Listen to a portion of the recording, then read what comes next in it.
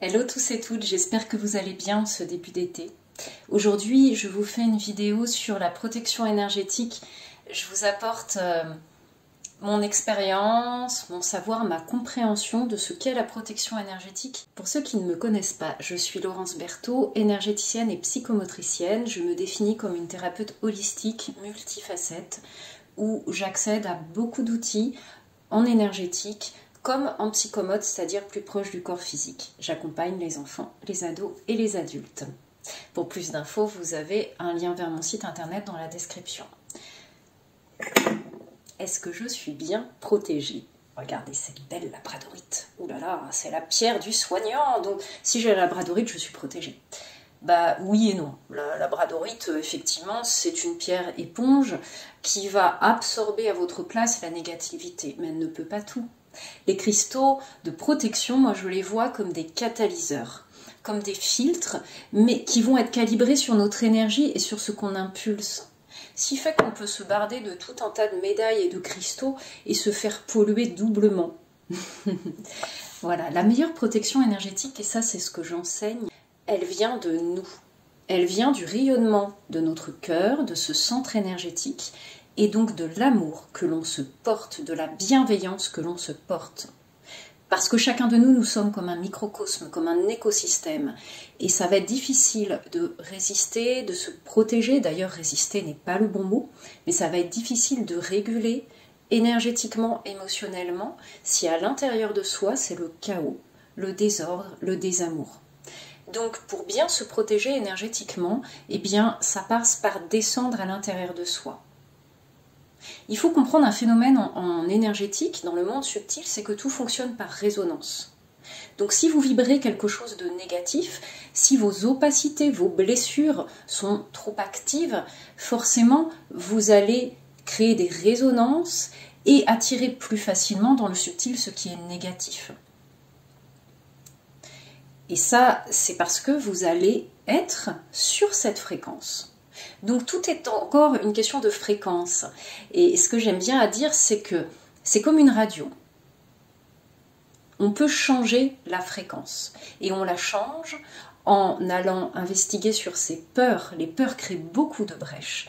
Donc qu'est-ce que ça veut dire quand on met tout un tas de protections, qu'on passe son temps à passer de la sauge, qu'on passe son temps à essayer à dire des prières de protection? Qu'est-ce qu'on envoie comme message fondamentalement? Je suis menacée, je suis attaquée. Voilà, tout simplement. On réagit par rapport aux peurs. Donc la meilleure protection, ça va être la fréquence de l'amour. Ça va être s'incarner totalement, planter ses racines, s'aligner sur son cœur, sur sa grande âme et détoxifier. Tout cela pour que les fréquences soient les plus harmonieuses possibles. Bien évidemment, ça ne se fait pas en une seule fois. Et des fois, c'est le travail d'une vie, voire de plusieurs vies.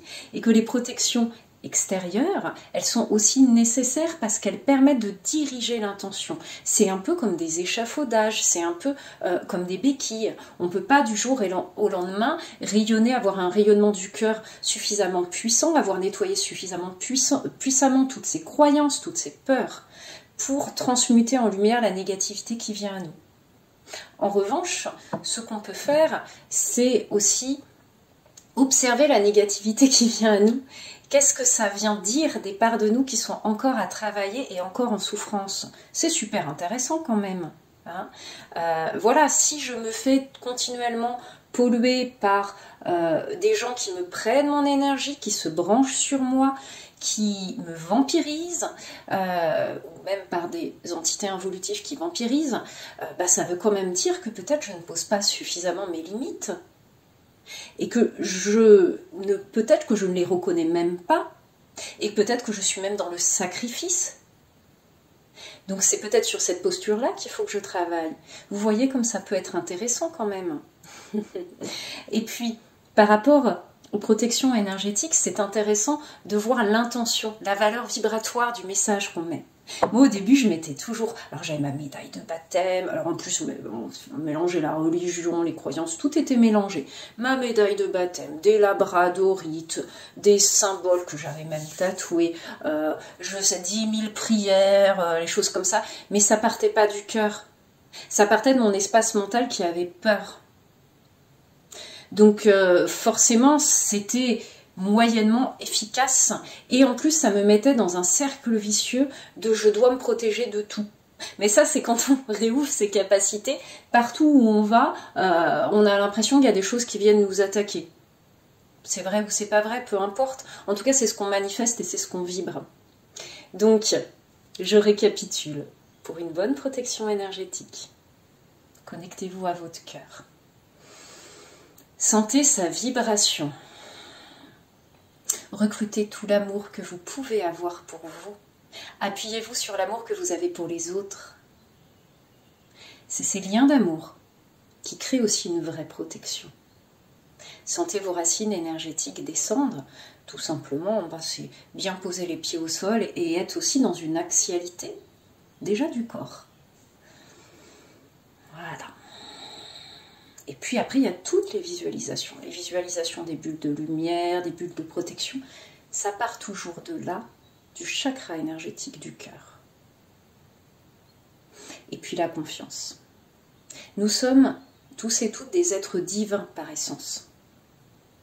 Ayez confiance en votre grande âme, en votre nature divine. Ça veut dire que si vous ne donnez pas l'autorisation, qu'on vous pollue, qu'on rentre à l'intérieur de vous, normalement on ne peut pas. Après, il y a aussi des fausses croyances, des brèches, des ouvertures. J'ai dit fausses croyances, des croyances qui peuvent être involutives, qui permettent ça. Et c'est là où la deuxième partie, investiguer, descendre en soi, nettoyer, laisser passer la lumière. Parce que plus on laisse passer la lumière, aussi il y a des gens qui font « Ah mais moi je nettoie et plus ça va, pire c'est quoi ». Bah ouais, parce que plus il y a de lumière, plus il y a d'ombre. Hein, donc on les voit plus. Donc c'est pas pire c'est on voit plus clairement les choses. Donc il y a un petit passage comme ça c'est normal. Hein. Et puis moi j'aime bien formuler comme intention, parce que l'intention par les mots, par la pensée, par la prière est importante aussi, ça permet de calibrer son énergie. J'aime bien en fait formuler cette intention d'alignement, terre, ciel, cœur, et aussi de dire voilà, je demande à mes guides, à présence qui m'accompagne, et puis je fais aussi ce souhait-là pour moi, de transmuter en lumière toute négativité qui se présente à mon encontre, qui se présente dans ma bulle. Voilà. Que mon rayonnement, que ma densification d'aura, de mes corps subtils soit suffisamment puissant pour que la négativité soit transmutée en lumière. C'est une sorte de régulation, comme la régulation émotionnelle, mais une régulation énergétique. Et ça se travaille. Voilà. Si vous portez des cristaux de protection, des symboles, veillez à ne pas les porter tout le temps, à les nettoyer suffisamment. Et là encore, il n'y a pas besoin de faire 10 000 rituels à la lune tombante de je sais pas quoi avec des baguettes de bambou. En fait, c'est l'intention qui compte. Faites le rituel qui vous parle. Le rituel, c'est la matérialisation de votre intention de nettoyage et de régénération. C'est la matérialisation, c'est la partie visible. Mais ce qui compte, c'est l'intention que vous portez derrière et d'où elle vient, si elle vient du cœur. Voilà. Et puis recruter l'amour et la joie. Mettre de l'humour dans sa vie. Rire, et puis des fois même aussi rire de part de soi. Voilà, parce qu'il y a des fois des petites parts de soi qui sont un petit peu angoissées, là, qui sont un petit peu... qui viennent grincer, c'est les parts d'ego. Plus il y a d'ego, plus il y a de failles narcissiques, plus il y a de blessures en réalité. Voilà, on détend, on relâche. Et je vous dis cette phrase d'une de mes ancêtres, canalisée par mon amie médium Yvette. Il n'y a rien de grave dans la vie. La seule chose qui compte, c'est l'amour. Parce que c'est de là que tout naît. C'est Marie Bessé qui disait ça. Voilà, merci de m'avoir écouté jusqu'au bout. J'espère que ça a été, en tout cas, éclairant. Et sachez qu'à la rentrée, je communiquerai sur des ateliers un peu plus précis autour de prendre conscience de ses capacités subtiles et prendre conscience de son corps. Parce que tout part de là aussi, on est quand même incarné, il ne faut pas l'oublier. De son intuition, etc. Je vous souhaite une belle continuation, je vous dis à bientôt.